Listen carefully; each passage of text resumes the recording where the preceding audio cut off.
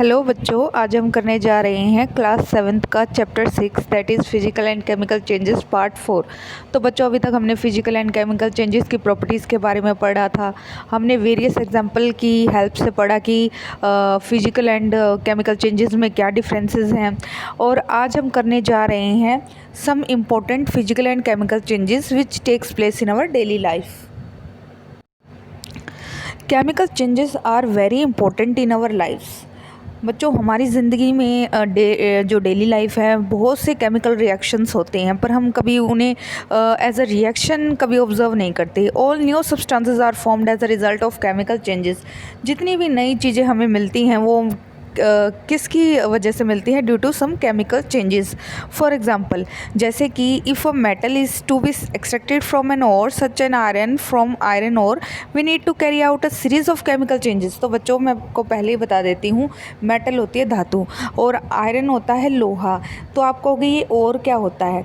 तो बच्चों, अर्थ के ऊपर जब मेटल प्रेजेंट होती है तो वह जैसे फॉर एग्जांपल लोहा, तो वह एज इट इज़ नहीं होती, उसमें बहुत ज़्यादा इम्प्योरिटीज़ होती है, गंदगी मिक्स होती है। तो प्योर फॉर्म में जो मेटल होती है विद सम इम्प्योरिटीज़, तो उसे उस इम्प्योर मेटल को हम और कहते हैं। और उसमें से जब हम मेटल को अलग करते हैं प्यूरिफाई कर कर, तो उसे मेटल कहते हैं। इसी वजह से यहाँ पे और नाम दिया गया है आयरन ओर। आयरन ओर में से हम क्या निकालते हैं? आयरन। तो इसके लिए एक बहुत सारी एक सीरीज़ ऑफ रिएक्शंस के थ्रू मेटल को गुजारा जाता है। तो यह आप अपनी हायर क्लासेस में पढ़ेंगे इसके बारे में कि मेटल्स को कैसे एक्सट्रैक्ट मतलब बाहर निकाला जाता है जो from their original state. A medicine is the end product of a chain of chemical reactions. तो बच्चों, जो दवाई हम खाते हैं जो केमिस्ट से लाकर, तो वो भी एक सीरीज़ ऑफ केमिकल रिएक्शंस के बाद बनती है। Useful new material such as plastics and detergents are produced by chemical reactions. तो जो प्लास्टिक हम यूज़ करते हैं, डिटर्जेंट्स कपड़े धोने के लिए सर्फ वगैरह यूज़ करते हैं, तो इन सभी प्रोसेसेस को किसके थ्रू गुजरना पड़ता है? केमिकल रिएक्शंस के थ्रू। तो Indeed every new material is discovered by studying chemical changes. तो बच्चों, जो भी हम चीज़ खाते हैं, फॉर एग्जांपल कैंडी कैसे बनती है? पहले तो हम कहते हैं शुगर अकेले शुगर थोड़ी ना होती है, तो शुगर से एक हमें कैंडी मिल जाती है। तो इस तरह से वो कैसे मिली? बहुत सारे रिएक्शंस हुए ना, उसके बाद हमें वो मिली। फॉर एग्जांपल जैम, जो तुम बहुत मज़े से खाते हो, तो जैम बहुत प्रक्रिया के द्वारा निकलता है, केमिकल रिएक्शंस के ज़रिए फिर वो जैम में कन्वर्ट होता है। तो इस तरह बहुत सारी खाने की चीज़ें एज वेल एज यूज़फुल चीज़ें जो हम डेली लाइफ में यूज़ करते हैं, वो सभी केमिकल चेंजेस के अंदर आती हैं, जिसमें हमें कुछ नया सब्सटेंस देखने को मिलता है। We have seen that one or more new substances are produced in a chemical change. कई बार हमें एक से ज़्यादा सब्सटेंसेस भी देखने को मिलते हैं। In addition to new products the following may accompany a chemical change. तो फॉर एग्जाम्पल, बहुत सारे एग्जाम्पल हैं, जैसे हीट, लाइट और any other radiations may be given off और एब्जॉर्ब्ड। तो sound may be produced, a change in smell may take place और a new smell may be given of, a color change may take place, a gas may be formed। तो यह सभी examples हैं जहां आप देख सकते हैं कि जो फॉलोइंग एग्जाम्पल है वहाँ पर भी क्या हो रहा है? केमिकल रिएक्शन हो रहा है। पर हमें विजिबल अगर देखा जाए, विजिबिलिटी के तौर पर हमें कुछ नया नहीं दिख रहा। तो कुछ रिएक्शंस ऐसी होती हैं जो हम अच्छे से ऑब्जर्व भी करें तो हमें जो प्रोडक्ट है वो देखने को ही नहीं मिलता। तो इस तरह से बहुत सारे एग्जाम्पल्स हैं जिनके ज़रिए हम कह सकते हैं कि वहाँ पर भी केमिकल रिएक्शंस हो रहे हैं।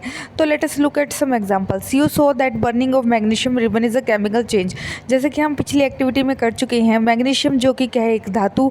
और जब उसके मतलब आप कहोगे मैग्नीशियम रिबन लिखा हुआ है, तो यहाँ पर मैग्नीशियम रिबन एक बिल्कुल रिबन शेप्ड होता है और बहुत ही मतलब आप उसको माचिस से आग लगाएंगे तो वह बर्न करने लग जाएगा। तो बर्न करने पर हमें ऐश मिलती है, जो कि क्या होता है? मैग्नीशियम ऑक्साइड, जो कि हम ऑलरेडी कर चुके हैं। तो मैग्नीशियम ऑक्साइड जो मिलता है वो क्या है? एक नया सब्सटेंस मिल रहा है। तो ये क्या है? Chemical change. तो इस केमिकल चेंज में आप देख रहे हैं तो हमें साथ में मिला क्या? हीट, लाइट मिली ना साथ में। जब वो बर्न किया तो उसने लाइट भी तो दी। तो बर्निंग ऑफ कोल, वुड और leaves is also chemical change. जैसे आप कोयले को बर्न करते हैं या फिर लीव्स को, वो भी क्या है? Chemical change. In fact burning of any substance is a chemical change. यह इंपॉर्टेंट चीज़ है। किसी भी वस्तु को जब हम जलाते हैं तो वो क्या किसके अंदर आता है? केमिकल चेंज के अंदर। Burning is always accompanied by production of heat.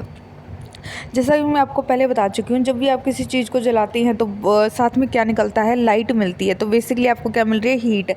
तो रिएक्शंस में आपको लिखना पड़ता है कि हीट भी हमें मिल रही है। जैसे कई रिएक्शंस में हमें वाटर मिलता है तो हम वाटर को लिखते हैं, इसी तरह हीट मिल रही है तो हमें हीट को भी लिखना होता है केमिकल रिएक्शन के अंदर। तो explosion of a fire work is a chemical change. अब आप देख सकते हैं जो क्रैकर्स होते हैं तो वो भी वेरियस केमिकल रिएक्शंस के ज़रिए गुजरते हैं, तो वो सभी किस में आते हैं, केमिकल चेंजेस में। You know that such as an explosion produces heat, light, sound and unpleasant gases that pollute the atmosphere. तो यह सिर्फ केमिकल रिएक्शंस में आप ये देख सकते हो किस किस चीज़ की उत्पत्ति हो रही है, क्या क्या हमें मिल रहा है। फॉर एग्जाम्पल अगर आप एक आतिशबाजी लगाते हो तो उससे क्या होता है, जब वो आकाश में जाती है तो एक तो साउंड प्रोड्यूस करती है, हीट मतलब गर्म होती है, लाइट हमें लाइट भी देती है, और उसमें से बहुत ज़्यादा गैसेस निकलती हैं जो कि हमारे इन्वायरमेंट को पोल्यूट करती है। पोल्यूट मतलब प्रदूषित करती है। That is why you are advise not to play with fireworks. इसी वजह से आपको बोला गया है कि आप पटाखों के साथ ना खेलें। यहाँ फायरवर्क्स यूज़ किया गया है पटाखों के लिए। You must have noticed that a slice of an apple acquires a brown color if it is not consumed immediately. यह सभी ने देखा है कि अगर आप कभी एप्पल लाते हो घर में और आधा खाते हो और उसको एज इट इज़ रख देते हो तो कुछ समय बाद उसका रंग ब्राउन कलर का हो जाता है। If you have not seen this change in colour, cut a fresh slide of apple and keep it away for some time. अगर आपने कभी ऐसा ऑब्जर्व नहीं किया तो आज ऐसा करके देखें, आप एक एप्पल को लें, उसे कट करें और उसको खाएं ना, उसको कुछ समय के लिए रख दें। Repeat the same activity with a slice of potato और ब्रिंजल। यही सेम एक्टिविटी आपने देखी है कि पोटैटो और ब्रिंजल के साथ भी होती है। The change of colour in this cases is due to the formation of new substances. तो बच्चों यह चेंज क्यों हो रहा है, क्योंकि यहाँ पर कुछ नया सब्सटेंस बन रहा है, केमिकल रिएक्शन चल रहा है कि जो हमें विजिबल नहीं है पर रिएक्शंस हो रहे हैं। Are not this changes chemical changes? क्या हम इन्हें केमिकल चेंजेस नहीं कह सकते? Yes, these are chemical changes. In chapter 5 you neutralise an acid with a base. Is neutralisation is a chemical change. आपने 5वें चैप्टर में पढ़ा था कि न्यूट्रलाइजेशन जो है क्या होती है, जब एसिड को बेस से रिएक्ट किया जाता है तो हमें क्या मिलता है, सोल्ट। तो सोल्ट क्या एक नई चीज़ है ना, जो कि ना तो एसिड है ना बेस है। तो इस तरह से हम कह सकते हैं कि न्यूट्रलाइजेशन भी क्या है, एक केमिकल चेंज है। We learned in chapter 1 that plant produce their food by a process called photosynthesis. Can we call photosynthesis a chemical change? Yes. अब आपने फर्स्ट चैप्टर में पढ़ा था कि पौधे क्या लेते हैं, कार्बन डाइऑक्साइड, और क्या लेते हैं, वाटर, और दोनों को मिलाकर क्या बनाते हैं, कार्बोहाइड्रेट, और प्लस कार्बोहाइड्रेट के अलावा क्या छोड़ते हैं, ऑक्सीजन गैस। तो जो प्रोडक्ट्स हैं वो क्या है, नई चीज़ बना रहे हैं। तो ये भी क्या है, केमिकल चेंज है। जो केमिकल हम कह सकते हैं कि फोटोसिंथेसिस भी क्या है, केमिकल चेंज है। पहली set that even digestion is a chemical change. तो बच्चों ये सभी एग्जाम्पल आपकी नॉलेज के लिए दिए जा रहे हैं कि ताकि आपको चीज़ों को समझने में आसानी रहे। तो आप जो खाना खाते हैं, आपने रोटी खाई, रोटी खाने के बाद आपके पेट में वो डाइजेस्ट हो जाती है, और डाइजेस्ट होने के बाद उसमें से जो न्यूट्रिएंट्स है वो एब्जॉर्ब हो जाते हैं, और जो वेस्ट मैटर है वो बाहर निकल आता है। ठीक है, तो क्या ये केमिकल चेंज है? यस, ये भी केमिकल चेंज है, क्योंकि जब खाना अंदर जाता है शरीर के तो बहुत ज़्यादा रिएक्शंस होते हैं। शुगर टूटती है, कॉम्प्लेक्स शुगर से सिंपल शुगर बनती है। इस तरह से बहुत सारे केमिकल रिएक्शंस चलते हैं, और हम कह सकते हैं कि ये क्या है, केमिकल डाइजेशन क्या है, केमिकल चेंज। तो बच्चों नेक्स्ट है rusting of iron. Let us get back to rusting. This is one change that affects iron particles and slowly destroyed them. तो बच्चों आप लोगों ने सभी ने लोहे में जंग लगता हुआ ज़रूर देखा होगा, और स्पेशली जो बारिश के दिन होते हैं तब तो बहुत ज़्यादा हवा में मॉइस्चर होता है। इवन अगर आपका जो दरवाज़ा है फॉर एग्जांपल लोहे का बना है, आप बेशक उसको गीला नहीं करते फिर भी उसमें जंग लग जाता है, क्योंकि हवा में इतना मॉइस्चर हो जाता है कि रिएक्शन ऑटोमेटिकली अपने आप से हो जाता है। तो रस्टिंग का मतलब होता है जंग लगना, किसको, आयरन को। तो this is the one change that affect iron article and slowly destroyed them. इस तरह से आप देखते हैं जो आपकी ग्रिल होती है या फिर दरवाजे होते हैं जो लोहे के बने होते हैं, उन पर सबसे ज़्यादा अफेक्ट होता है जंग लगने, वहाँ पर सबसे ज़्यादा जंग लगने को हमें देखने को मिलता है। एंड धीरे धीरे जहाँ पर जंग लगता है वहाँ पर वो धातु क्या हो जाती है, बिल्कुल ही टूटनी शुरू हो जाती है। Since iron is used in making bridges, ships, car, trucks, bodies and many other articles.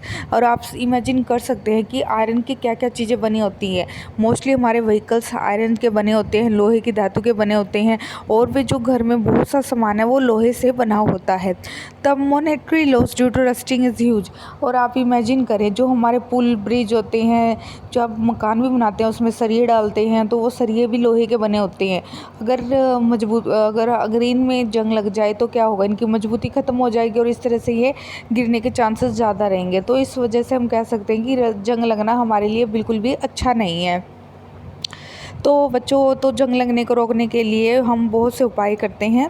The process of rusting can be represented by the following equation. जैसा कि मैं आपको पहले बता चुकी हूँ, एक न्यू इक्वेशन आई है जो आप ज़रूर अपनी नोटबुक में भी राइट डाउन करेंगे और इसकी प्रैक्टिस करेंगे। तो यहाँ मैंने आपको बताया था कि जितनी भी धातु है, आपको एक टेबल भेजा गया है, तो टेबल में आपको वो जितने भी मेटल्स हैं उनके जो आपको सिंबल दिखाए गए हैं, और दो मेटल्स जैसे मिलकर एक नया फॉर्मूला बनाते हैं। तो इस तरह से अब जब हमें एक नया सब्सटेंस मिलता है, एक से ज़्यादा जो बना हो, एक से ज़्यादा सब्सटेंसेस का, तो हमारे लिए वो एक केमिकल फार्मूला निकल के आ जाता है। तो यहाँ पर देख सकते हैं कि आयरन को हम किससे रिप्रेजेंट करते हैं। अब आयरन है तो कई जगह आपको, जैसे कॉपर है तो कॉपर पे आप Cu लिख देते हैं, तो ऐसा लिखने आप सोचते हैं कि कॉपर C से स्टार्ट है तो हम C लिखेंगे। तो बहुत सी ऐसी धातु हैं, मेटल है, नॉन मेटल है, जिसमें हम स्टार्टिंग अक्षर से ज़रूरी नहीं है कि जो सिंबल हो वो सेम रहे। तो ऐसी कंडीशन में जैसे आयरन है, आयरन के लिए हम क्या लिखते हैं, एक कैपिटल F स्मॉल e। तो इसे याद रख लें कि जो ये Fe सिंबल है वो किसके लिए है, आयरन के लिए। ऑक्सीजन के लिए क्या सिंबल होता है, O2, जो कि कहाँ से आई, हवा से, प्लस वाटर। तो आपको पता है कि आयरन जंग लगने के लिए दो चीज़ों का होना बहुत ज़रूरी है, एक तो हवा का और दूसरा पानी का। तो इन दोनों की प्रेजेंस में ही हमें क्या मिलता है, रस्ट। और रस्ट को जो केमिकल नेम है वो है आयरन ऑक्साइड, और उसका फॉर्मूला है Fe2O3। तो Fe किसको रिप्रेजेंट कर रहा है बच्चों, आयरन को। तो ये है बैलेंसिंग की हुई है, आप इस पर ज़्यादा माइंड मत लगाना, क्योंकि यह आपको हायर क्लासेस में सिखाई जाएगी। अभी के लिए आप सिर्फ फार्मूला लर्न करें। ऑक्सीजन के लिए हमने क्या लिखा है, O3। तो फार्मूला क्या हुआ, ये पूरा किसका फार्मूला है, रस्ट का। रस्ट मतलब जंग का। और रस्ट को हम क्या कहते हैं, ये क्या है, आयरन, ये क्या है, ऑक्सीजन। तो इन दोनों को मिलाकर क्या बना, आयरन ऑक्साइड। तो रस्ट का ही नाम क्या है, आयरन ऑक्साइड। तो ये बहुत ही इंपॉर्टेंट है, आपको पता होना चाहिए। For rusting the presence of both oxygen and water is essential. तो मैंने आपको पहले बताया कि अगर जंग लगना है तो दो चीज़ों का होना बहुत ही ज़रूरी है। अगर इन दोनों में से ये चीज़ें अवेलेबल नहीं होंगी तो लोहे का बिल्कुल भी जंग नहीं लगेगा। In fact if the content of moisture in air is high, which means if it is more humid, rusting becomes faster. तो बच्चों, मैंने जैसे बताया कि जब हवा में मॉइस्चर ज़्यादा हो जाता है तो ऑटोमेटिकली आपकी जो कोई भी चीज़ जो लोहे की बनी है, बेशक गीली ना हो, वो अपने आप से जंग लगना शुरू हो जाएगा, क्योंकि नमी होती है हवा में, उसमें वाटर वेपर्स होते हैं। तो ज़्यादातर ये बारिश के सीज़न में हमें देखने को मिलता है, जब हमारे जो घरों में रखी चीज़ें अपने आप से जंग लगनी शुरू हो जाती हैं। तो इनको बचाने के भी बहुत सारे उपाय हैं, वो हम अपने नेक्स्ट लेक्चर में पढ़ेंगे। आज के लिए इतना ही, धन्यवाद।